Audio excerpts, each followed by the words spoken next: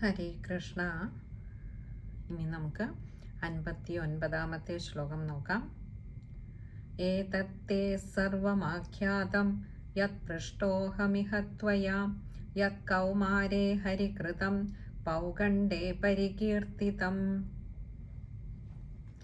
ഏതത്തേ, ഏതത് തേ ആണ്. ഏതത്തേ, ഏതത് എന്ന് പറഞ്ഞാൽ ഇത്, തേ അങ്ങയുടെ, സർവമാഖ്യാതം അല്ലെങ്കിൽ അങ്ങേക്കായിക്കൊണ്ട് സർവമാഖ്യാതം. സർവം എന്ന് പറഞ്ഞാൽ മുഴുവനും, എല്ലാം. ആഖ്യാതം പറയപ്പെട്ടു. യത് പൃഷ്ടോഹമിഹ ത്വയാ, യത് യാതൊന്ന്, പൃഷ്ടോഹമിഹ ത്വയാ, പൃഷ്ടഃ അഹം, ഇഹ ത്വയാ. പൃഷ്ടഃ എന്ന് പറഞ്ഞാൽ ചോദിക്കപ്പെട്ടുവോ, അഹം ഞാന്, ഇഹ ഇതിൽ അല്ലെങ്കിൽ ഇവിടെ, ത്വയാ അങ്ങേക്കായിക്കൊണ്ട്, യത് കൗമാരേ ഹരികൃതം, യത് യാതൊന്ന്, കൗമാരേ കൗമാരത്തിൽ, ഹരികൃതം ഹരിയാൽ ചെയ്യപ്പെട്ടു, പൗഗണ്ഡേ പരികീർത്തിതം. പൗഗണ്ഡേ പൗഗണ്ഡത്തിൽ എന്ന് പറഞ്ഞാൽ അതൊരു പ്രായമാണ്. പരികീർത്തിതം നന്നായി പറയപ്പെടുന്നത്. നമ്മൾ 5 വയസ്സ് മുതൽക്ക്, 5 വയസ്സ് വരേക്കും കൗമാരമായിട്ടും 6 മുതൽ 10 വരെയുള്ള വയസ്സ് വരെ ഉള്ള പ്രായത്തെയാണ് പൗഗണ്ഡം എന്ന് പറയുന്നത്. പിന്നീട് 11 മുതൽ 15 വയസ്സ് വരെയുള്ള പ്രായത്തെ കൈശോരമെന്നും അതിനുശേഷമുള്ളതിനെ യൗവനമെന്നുമാണ് പ്രായത്തിൻ്റെ ഒരു കാലഗണന കണക്കാക്കുന്നത്. അപ്പോൾ ഇവിടെ പറയുകയാണ്, ശ്രീകൃഷ്ണ ഭഗവാന് കൗമാരാവസ്ഥയിൽ, അതായത് 1 മുതൽക്ക് 5 വയസ്സ് വരെയുള്ള പ്രായത്തിൽ ആ കാലയളവിൽ ചെയ്ത അഘാസുരവധം, അതുപോലെ ഗോപബാലന്മാര് പൗഗണ്ഡാവസ്ഥയിൽ, ഇപ്പോൾ 6 മുതൽ 10 വരെയുള്ള ആ പ്രായത്തിൽ വ്രജത്തിലുള്ളവരോട് പറഞ്ഞു എന്ന് പറഞ്ഞു. സത്യത്തിൽ അഘാസുരവധമൊക്കെ ചെയ്തത് അതിന് വളരെ മുന്നെയാണ്. പക്ഷെ അത് പറഞ്ഞത് പൗഗണ്ഡത്തിലാണ്. കൗമാരാവസ്ഥയിൽ ചെയ്തത് പറയുന്നത് പൗഗണ്ഡാവസ്ഥയിലാണ്. അതായത് 6 മുതൽ 10 വയസ്സ് വരെയുള്ള ആ പ്രായത്തിനിടയിലാണ് ഇത് പറയുന്നത്. അപ്പോൾ അങ്ങനെ ഒരു കാലതാമസം വരുവാനുണ്ടായ കാരണം എന്താണ് എന്ന് വളരെ ആശ്ചര്യപ്പെട്ടുകൊണ്ട്, കാരണം എന്നും ഈ കുട്ടികൾ പോയി വരുമ്പോൾ എല്ലാ കാര്യങ്ങളും അവരവരുടെ വീട്ടിലുള്ളവരോട് കഥകളൊക്കെ വിസ്തരിച്ച് പറയുന്നതാണ് ആ കൃഷ്ണ കഥകൾ. ഇവിടെയാകട്ടെ 1 മുതൽ 5 വയസ്സ് വരെയുള്ള കാലയളവിൽ ചെയ്ത കഥ, അഘാസുരവധം, എന്തുകൊണ്ടാണ് 6 മുതൽ 10 വയസ്സ് വരെയുള്ള പൗഗണ്ഡ പ്രായത്തിൽ വന്ന് വീട്ടിൽ പറഞ്ഞത്? ഇത് പരീക്ഷിത് മഹാരാജാവിന് എത്ര ആലോചിച്ചിട്ടും അങ്ങോട്ട് മനസ്സിലാകുന്നില്ല. ഇതെന്താണ് ഇങ്ങനെ ഒരു വൈരുദ്ധ്യം വന്നത് എന്ന ചോദ്യത്തിന് ഇവിടെ ശ്രീശുക മഹർഷി പറയുകയാണ്, അതിനുള്ള ശരിയായ ഉത്തരം, അല്ലയോ രാജാവേ, പരീക്ഷിത് മഹാരാജാവേ, ഞാനിപ്പോൾ അങ്ങേക്ക് പറഞ്ഞു കഴിഞ്ഞിരിക്കുന്നു. കാരണം അതും ഭഗവാന്റെ മായയാണ്. കുട്ടികൾക്ക് അതൊന്നും ഓർമ്മയില്ല, കഴിഞ്ഞതൊന്നും. എന്നാൽ എപ്പോൾ എന്തു പറയണമെന്ന് ഓർമ്മിപ്പിച്ചു കൊടുക്കുന്നതും ആ ഭഗവാന്റെ മായയാണ്. അപ്പോൾ ഇതും ഭഗവാന്റെ ഒരു മായയാണ്. ഈ ഗോപബാലന്മാർ എന്തൊക്കെ മറക്കണമെന്ന് ഭഗവാൻ നിശ്ചയിക്കുന്നു അതൊക്കെ മറപ്പിക്കുന്നതും, അതേപോലെ ഏതൊക്കെ സന്ദർഭത്തിൽ എന്തൊക്കെ ഇവർ തങ്ങളുടെ വീടുകളിൽ പറയണമെന്ന് നിശ്ചയിക്കുന്നതും ഭഗവാൻ തന്നെയാണ്. ഭഗവാന്റെ സങ്കല്പം അനുസരിച്ച് ഭഗവാന്റെ മായയാണ് എല്ലായിടത്തും വർദ്ധിച്ചുകൊണ്ടിരിക്കുന്നത്. അതുകൊണ്ട് ഇവിടെ പറയുകയാണ്, ഭഗവാൻ അന്നേരം കൗമാരപ്രായത്തിൽ ചെയ്തതാണെങ്കിലും പിന്നീടുള്ള പൗഗണ്ഡ കാലഘട്ടത്തിൽ ഇവിടെ വന്ന് പറയുവാൻ ഇടയായ കാരണം അവിടുന്ന് ചോദിച്ചുവല്ലോ, അല്ലയോ മഹാരാജാവേ, ഞാനത് അങ്ങേക്ക് പറഞ്ഞു തന്നു കഴിഞ്ഞു.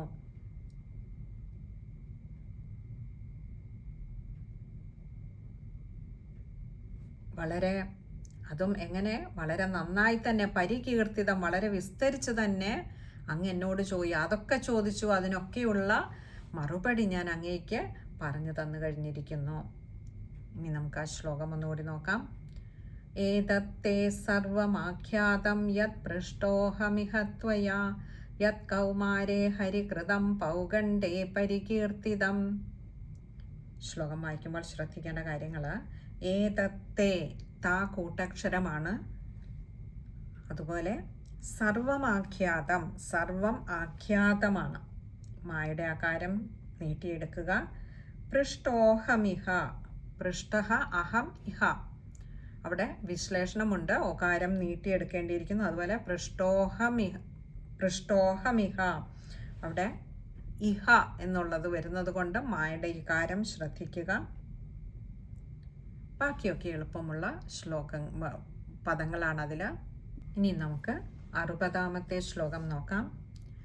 ഏതത് സുഹൃദ്ഭിശ്ചരിതം മുരാരേരഖാർദനം ശാദ്വലജേമനം ച വ്യക്തേതരദ്രൂപമചോർവഭീഷ്ടവം ശൃണ്വൻ ഗൃണന്നേതി സ നരോഖിലാർത്ഥാൻ.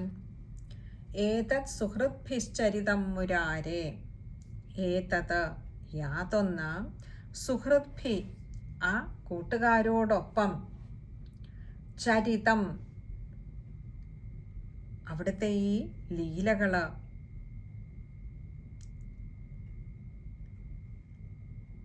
അതായത് അഘാസുരവധം നമ്മൾ കണ്ടു. അത് ഇപ്പോഴാണ് വന്ന് പറഞ്ഞത്. വത്സസ്തേയൻ ലീലയും കഴിഞ്ഞപ്പോഴാണ് കുട്ടികൾ വീട്ടിൽ വന്നിട്ട് അഘാസുരവധം പറയുന്നത് എന്ന് കണ്ടിരുന്നു. അപ്പോൾ ആ ലീല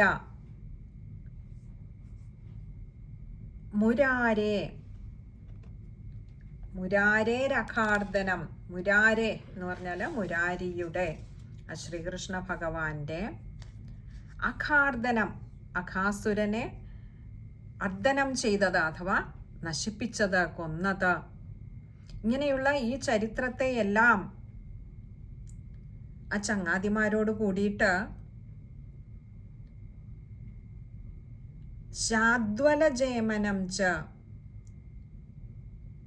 ശാദ്വലജേമനം എന്ന് പറഞ്ഞാൽ അവിടെ ആ പച്ചപ്പുല്ലിൻ്റെ പുറത്ത് ഇരുന്നു കൊണ്ടുള്ള ആ ഭോജനത്തെയും, അതായത് കുട്ടികളെയും കൂട്ടിയിട്ട്, അന്ന് നമുക്കറിയാം വത്സസ്തേയൻ ലീല നടക്കുമ്പോൾ അവിടെ ആ പുൽത്തകിടിയിലിരുന്ന് എല്ലാവരും കൂടി ഭക്ഷണം കഴിക്കുകയായിരുന്നു. അപ്പോൾ ഇങ്ങനെ ഇത് അവരുടെ ഒരു സ്ഥിരം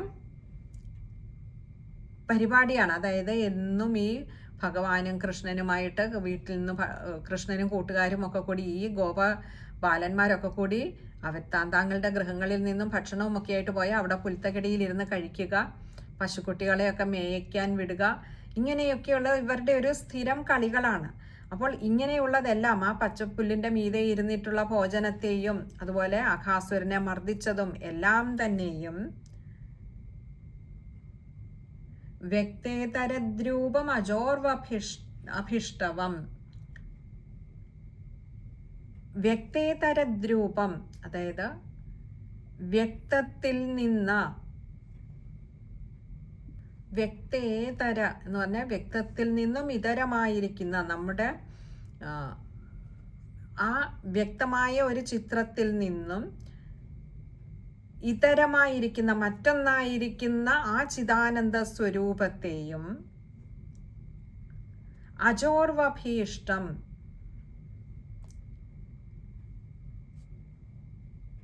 അജൻ എന്ന് പറഞ്ഞാൽ ബ്രഹ്മാവ്, അജോർവഭീഷ്ടവം ആ ബ്രഹ്മാവ് ചെയ്തതായിട്ടുള്ള മഹത്തായിട്ടുള്ള സ്തോത്രത്തെയും ശൃണ്വൻ ഗൃണന്നേതി നരോഖിലാർത്ഥാൻ, ശൃണ്വൻ കേൾക്കുന്നവനും, ഗൃണന്നേതി, ഗൃണൻ ഇതിയാണ്, ഗൃണന്നേതി, ഗൃണൻ എന്ന് പറഞ്ഞാൽ ഉച്ചരിക്കുന്നവനുമായിട്ടുള്ള, ഇതി എന്ന് പറഞ്ഞാൽ ക്ഷമിക്കണം, ഏതി എന്ന് പറഞ്ഞാൽ പ്രാപിക്കുന്നു, ഗൃണന്നേതി, നരോഖിലാർത്ഥാൻ, നരഹ അഖിലാർത്ഥാൻ, ഇങ്ങനെ രണ്ട് വാക്കുകൾ ചേരുന്നതാണ്. നരോഖിലാർത്ഥാൻ, നരഹ എന്ന് പറഞ്ഞാൽ നരൻ, മനുഷ്യൻ. അഖിലാർത്ഥാൻ, സകല പുരുഷാർത്ഥങ്ങളെയും പ്രാപിക്കുന്നു. ഈ ഒരു ശ്ലോകത്തില് ഈ വത്സസ്തേയം എന്ന ലീല അതിൻ്റെ ഫലപ്രാപ്തിയെക്കുറിച്ചാണ് പറഞ്ഞിരിക്കുന്നത്. ഭഗവാൻ ശ്രീമുരാരി തൻ്റെ കൂട്ടുകാരോടൊരുമിച്ച് ചെയ്ത ഓരോ ലീലകളും, ലീലാവിശേഷങ്ങളും, അതുപോലെ ആ അഘാസുരവധത്തെയും പച്ചപ്പുല്ല് നിറഞ്ഞിരിക്കുന്നതായിട്ടുള്ള ആ പുൽത്തകിടിയിൽ ഒരു പ്രാകൃതനെ പോലെ ഭഗവാൻ വനഭോജനം ആചരിച്ചതും, ബ്രഹ്മാവ് ചെയ്തതായിട്ടുള്ള ആ മഹത്തായ സ്തോത്രത്തെയും, ചിദാനന്ദ സ്വരൂപനായിരിക്കുന്ന ഭഗവാന്റെ സ്വരൂപ വൈഭവത്തെയും ആര് പാരായണം ചെയ്യുകയോ കേൾക്കുകയോ ചെയ്താൽ തന്നെയും അവർ ഭഗവത് ഭക്തന്മാരായി ഭവിച്ച് ഐഹികമായിട്ടുള്ള സുഖഭോഗങ്ങളും, എന്തിനേറെ അത് കിട്ടുമെന്ന് തന്നെയല്ല, അവസാന സമയത്ത് മോക്ഷത്തെയും പ്രാപിക്കുന്നു എന്ന് പറഞ്ഞു. അപ്പോൾ 4 പുരുഷാർത്ഥങ്ങളും ലഭിക്കുമെന്ന് പറഞ്ഞാൽ ആത്യന്തികമായി ഏറ്റവും ശ്രേഷ്ഠമായിട്ടുള്ള പുരുഷാർത്ഥമായ മോക്ഷത്തിലേക്കും എത്തിച്ചേരുന്നു. നമുക്ക് ആ ശ്ലോകം ഒന്നുകൂടി നോക്കാം. ഏതത് സുഹൃദ്ഭിശ്ചരിതം മുരാരേരഖാർത്തനം ശാദ്വലജേമനം ച വ്യക്തേതരദ്രൂപമജോർവഭിഷ്ടവം ശൃണ്വൻ ഗൃണന്നേതി നരോഖിലാർത്ഥാൻ. ശ്ലോകം വായിക്കുമ്പോൾ ശ്രദ്ധിക്കേണ്ട കാര്യം,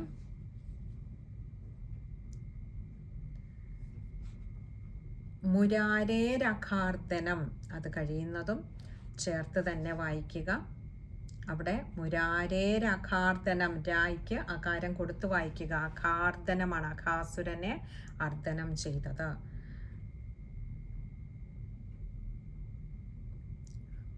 മൂന്നാമത്തെ വരി വ്യക്തേതരദ്രൂപം അജോർവഭിഷ്ടവം അത് കഴിയുന്നതും ചേർത്ത് തന്നെ വായിക്കുക. അത് പദം പിരിക്കണ്ട. അതുപോലെ വ്യക്തേതരദ്രൂപം, രൂപം അജോർവഭിഷ്ടവമാണ്. രൂപം എന്നുള്ളിടത്തെ ഇത് പദം പിരിക്കാതെ ദ്രൂ എന്ന് തന്നെ വായിക്കുക. അതുപോലെ തന്നെ അജോർവഭിഷ്ടവം, മാ എന്ന അക്ഷരത്തിന് അകാരം കൊടുത്ത് വായിക്കുക. പിന്നെ നരോഖിലാർത്ഥാൻ, അവിടെ വിശ്ലേഷണമുള്ളത് കൊണ്ട് ഓകാരം നീട്ടിയെടുക്കുക. ഇനി അടുത്തത് ഈ അധ്യായത്തിലെ അവസാനത്തെ ശ്ലോകമാണ്, 61ാമത്തെ ശ്ലോകം. ഏവം വിഹാരൈ കൗമാരൈ കൗമാരം ജഹതുർവ്രജേ നിലായനൈ സേതുബന്ധേർമർക്കടോൽപ്ലവനാദിഭി. ഏവം വിഹാരൈ, ഏവം ഇപ്രകാരം, വിഹാരൈ വിഹാരങ്ങൾ കൊണ്ട്, ലീലകൾ കൊണ്ട്, കൗമാരൈ ആ കൗമാരാവസ്ഥയ്ക്ക് ഉചിതങ്ങളായിട്ടുള്ള ലീലകളെ കൊണ്ട്. നമുക്ക് ഭഗവാൻ ആ പ്രായത്തിൽ ചെയ്തത് ഒരു സാധാരണ മനുഷ്യക്കിടാവ് അല്ലെങ്കിൽ ഒരു കുട്ടി എന്തെല്ലാം ചെയ്യുമോ ആ പ്രായത്തിൽ അതൊക്കെ തന്നെയാണ് ഭഗവാനും ആ ഒരു പ്രായത്തിൽ ചെയ്തത്. അപ്പോൾ കൗമാരത്തിന് ഉചിതങ്ങളായിട്ടുള്ള ലീലകൾ കൊണ്ടും, കൗമാരം ജഹതുർവ്രജേ, കൗമാരം ഈ കൗമാരാവസ്ഥയെ, ജഹതുഹു വ്രജേ, 2 വാക്കുകളാണ് അവിടെ. ജഹതുഹു എന്ന് പറഞ്ഞാൽ രണ്ടുപേരും കഴിച്ചുകൂട്ടി. വ്രജേ എന്ന് പറഞ്ഞാൽ വ്രജത്തിൽ, ആ ഗോകുലത്തിൽ, അമ്പാടിയിൽ. നിലായനൈ അവിടെ ഒളിച്ചു കളിക്കുക. നമ്മളുമൊക്കെ ചെറുതിലെ ചെയ്തിട്ടുള്ള കാര്യമാണ് ഒളിച്ചു കളിക്കുക. ആ ഒരു പ്രായത്തിൽ കുട്ടികൾക്ക് ഏറ്റവും ഇഷ്ടമുള്ള ഒരു കളിയും കൂടിയാണ്. അപ്പോൾ അങ്ങനെ ഒളിച്ചു കളിച്ചുകൊണ്ടും, സേതുബന്ധേർ മർക്കടോത്പ്ലവനാദിഭി, സേതുബന്ധേ എന്ന് പറഞ്ഞാൽ ഇങ്ങനെ ചിറ കെട്ടുന്ന കളികൾ കൊണ്ട്, സേതു എന്നാൽ ചിറ, അതായത് ഇപ്പോൾ നമ്മൾ കണ്ടിരുന്നു അവിടെ ആ അതിൻ്റെ സമീപത്തുകൂടി കാളിന്തി നദി ഒഴുകുന്നുണ്ട് എന്ന് പറഞ്ഞു. അവിടെയൊക്കെ പോയിട്ട് മണ്ണ് കൊണ്ട് ചെറുതായി ചിറ കെട്ടുക. ആ വെള്ളം ഇങ്ങനെ കരയോട് ചേരുന്ന ഭാഗത്ത് മണ്ണിട്ട് അവിടെ ഒരു ചെറിയ ചിറ കെട്ടുക. എന്നിട്ട് വെള്ളം കെട്ടി നിർത്തുക, വെള്ളം ഒഴുകി പോകുന്നതിനെ തടസ്സപ്പെടുത്തുക. ഇങ്ങനെ എന്തെല്ലാം വികൃതികൾ ആ ഒരു പ്രായത്തിൽ കാണിക്കാമോ അതൊക്കെ കൃഷ്ണനും കാണിച്ചു. കഴിഞ്ഞില്ല. മർക്കടോത്പ്ലവനാദിഭി. മർക്കടൻ എന്ന് പറഞ്ഞാൽ കുരങ്ങന്മാരെ പോലെ. ഉത്പ്ലവനാദിഭി എന്ന് പറഞ്ഞാൽ ഇങ്ങനെ അങ്ങോട്ടും ഇങ്ങോട്ടും ഒക്കെ ചാടുക, ഒരു മരത്തിൽ നിന്നും മറ്റൊരു മരത്തിലേക്ക് ചാടുക. ഇങ്ങനെ കുരങ്ങന്മാരെ കാണിക്കുന്നത് പോലെയൊക്കെ കാണിക്കുക, ചാടുക തുടങ്ങിയ ലീലകളിലൊക്കെ ഇടപെട്ടു. മുഴുകിയിരുന്നു കൊണ്ട് ആ കൃഷ്ണനും അതുപോലെ ബലരാമസ്വാമിയും വ്രജത്തിൽ അങ്ങനെ കഴിച്ചുകൂട്ടി. അവർക്കും ആനന്ദത്തെ പകർന്നു കൊടുത്തുകൊണ്ട് തങ്ങളുടെ കൗമാരം പരമാവധി സ്വയം ആസ്വദിക്കുകയും അതേപോലെ തന്നെ ആ ആസ്വാദനത്തിലൂടെ മറ്റുള്ളവർക്ക് ആനന്ദത്തെ പകർന്നു കൊടുക്കുകയും ചെയ്തുകൊണ്ട് ശ്രീകൃഷ്ണ ഭഗവാനും ബലരാമസ്വാമിയും വ്രജത്തിൽ കഴിച്ചുകൂട്ടി. ആ കൗമാരകാലം അങ്ങനെ കഴിഞ്ഞുപോയി. നമുക്ക് ആ ശ്ലോകം ഒന്നുകൂടി നോക്കാം.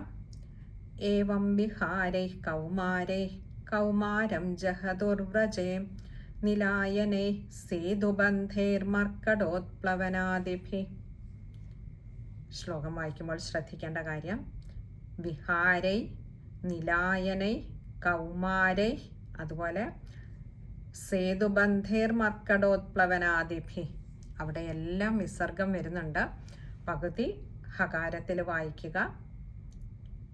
പിന്നെ സേതുബന്ധൈർമർക്കടോത്പ്ലവനാദിഭി, അത് കഴിയുന്നതും ചേർത്ത് തന്നെ വായിക്കുക. ഇത് ഇത്രയും കാര്യങ്ങളാണ് ആ ഒരു ശ്ലോകം വായിക്കുമ്പോൾ ശ്രദ്ധിക്കേണ്ടതായിട്ടുള്ളത്.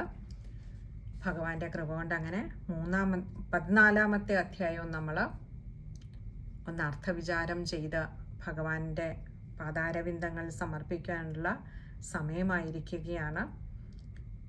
അടുത്ത സത്സംഗത്തിൽ നമുക്ക് ഈ ഒരു അധ്യായം സമ്പൂർണ്ണ പാരായണം ചെയ്ത് ഭഗവാൻ അനുഗ്രഹിച്ചാൽ അവിടുത്തെ ആ പാദാരവിന്ദങ്ങളിൽ സമർപ്പിക്കാമെന്ന് കരുതുന്നു. ഈ ഒരു അധ്യായത്തിലും ഭഗവാൻ ഇതുവരെ പറയിപ്പിച്ച എല്ലാ വാക്കുകളും ഭഗവാന്റെ പാദങ്ങളിൽ അർച്ചനാ പുഷ്പങ്ങളായി സമർപ്പിച്ചു കൊള്ളട്ടെ. ഇതി ശ്രീമദ് ഭാഗവതേ മഹാപുരാണേ പാരമഹംസ്യാം സംഹിതായാം ദശമസ്കന്ധേ പൂർവാർദ്ധേ ബ്രഹ്മസ്തുതിർനാമ ചതുർദശോऽധ്യായഃ. സർവത്ര ഗോവിന്ദനാമ സങ്കീർത്തനം. ഗോവിന്ദ ഗോവിന്ദ.